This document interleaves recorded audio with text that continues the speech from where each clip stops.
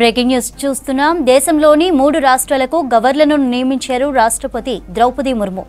గోవా గవర్నర్గా ఏపీకి చెందిన అశోక్ గజపతి రాజును అపాయింట్ చేశారు.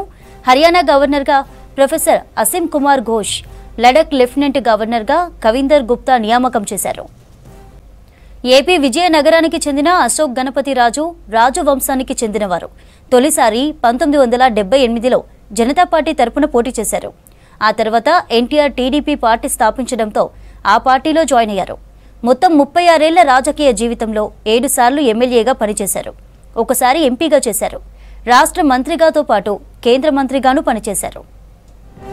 దేశంలోని 3 రాష్ట్రాలకు గవర్నర్లను నియమించారు రాష్ట్రపతి ద్రౌపది ముర్ము. గోవా గవర్నర్గా ఏపీకి చెందిన అశోక్ గజపతి రాజును అపాయింట్ చేశారు. హర్యానా గవర్నర్గా ప్రొఫెసర్ అసీం కుమార్ ఘోష్, లడక్ లెఫ్టినెంట్ గవర్నర్గా కవిందర్ గుప్తాను నియామకం చేశారు. ఏపీ విజయనగరానికి చెందిన అశోక్ గజపతి రాజు రాజవంశానికి చెందినవారు. తొలిసారి 1978లో జనతా పార్టీ తరపున పోటీ చేశారు. ఆ తర్వాత ఎన్టీఆర్ టీడీపీ పార్టీ స్థాపించడంతో ఆ పార్టీలో చేరారు. మొత్తం 36 ఏళ్ల రాజకీయ జీవితంలో 7 సార్లు ఎమ్మెల్యేగా పనిచేశారు. ఓసారి ఎంపీగా చేశారు. రాష్ట్ర మంత్రిగాను అలాగే కేంద్ర మంత్రిగాను పనిచేశారు.